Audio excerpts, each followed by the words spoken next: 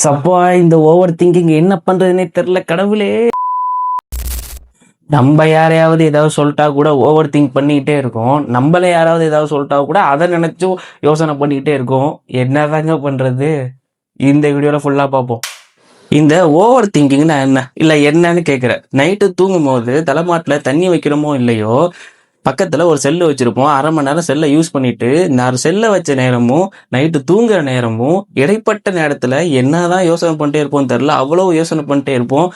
இது என்னதான் பண்றது, என்னதான் தீர்வு அப்படிங்கிறத இந்த வீடியோல ஃபுல்லா பார்க்கலாம். ஓவர் திங்கிங் பத்தி. வெல்கம் டு வாழ்க்கை வைப்ஸ். இது புது கண்டென்ட்.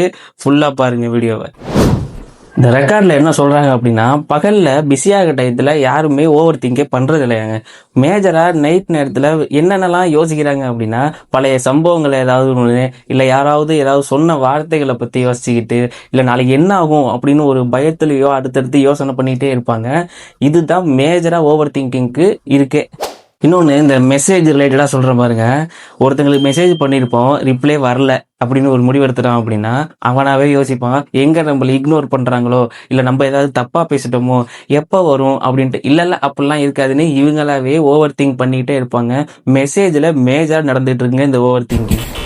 ஒருத்தனுக்கு மேஜராக எதில் ஓவர் திங்கிங் வரும் பார்த்தீங்கன்னா, ஃபஸ்ட்டு கரியரு, அப்புறம் பிஸ்னஸ்ஸு, அப்புறம் முக்கியமானது மேரேஜு. ஃபர்ஸ்ட் கரியர் எப்படி சூஸ் பண்ணுறான்னு பாருங்க. ஓவர் திங்க் பண்ணி ரெண்டு பேர்கிட்ட தான் போட்டி அப்படின்னு 2 டிசிஷன் வரும் அவனுக்கு.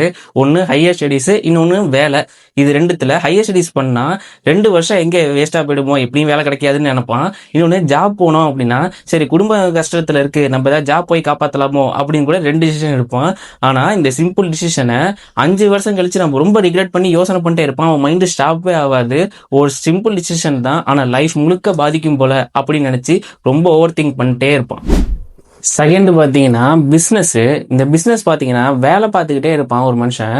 ஆனால் அவனுக்கு ஒரு சின்ன ஒரு ட்ரீம் இருந்துக்கிட்டே இருக்கும், என்னைக்காவது பிஸ்னஸ் வச்சு நல்லா ஸ்டார்ட் பண்ணணும். ஆனால் அவன் மைண்டு பார்த்தீங்கன்னா நம்ம பிஸ்னஸில் எப்படி நம்ம 6 மாதத்தில் நல்லா கொண்டு வந்துடலாமா, இல்லை லோன் எடுத்து பண்ணலாமா, இல்லை வீட்டில் ஏதாவது சொல்லுவாங்களோ அப்படின்ட்டுன்னு அவன் பிஸ்னஸ் கனவு யோசனை பண்ணிக்கிட்டே அது மறைஞ்சும் போயிடும். அவன் திங்கிங் இன்னும் பயங்கரமாகவும் இருக்கும். தேர்டு பார்த்தீங்கன்னா மேரேஜில் கூட ஓவர் திங்கிங் வந்துக்கிட்டே இருக்கும். இந்த பர்சன் நம்ம கரெக்டாக இருப்பாங்களா, இவங்க கூட இருந்து ஹாப்பியாக இருக்குமா அப்படிங்கிற ஒரு டிசிஷன் எடுத்துக்கிட்டு யோசனை பண்ணிட்டே இருப்பாங்க. ஒரு ஃப்யூச்சரில் நடக்காத விஷயங்களை கூட இமேஜின் பண்ணிட்டே இருப்பாங்க.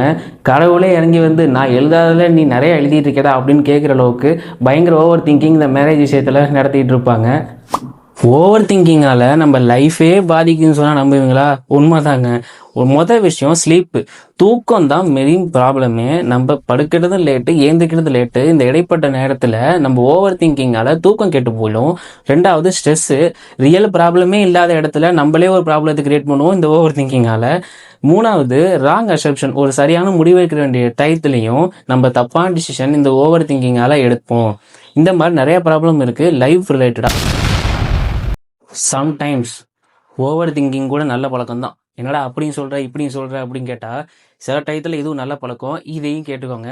சில நேரங்களில் அது நமக்கு ஹெல்ப்பு கூட பண்ணும். உதாரணமாக ஒரு டிசிஷன் எடுக்கிறதுக்கு முன்னாடி அது யோசிக்க வைக்கும். ஃப்யூச்சரை பற்றி நம்ம ஏதாவது ரிஸ்க் எடுக்கிறோம் அப்படின்னா அது ஒரு அலர்ட் பண்ணும்.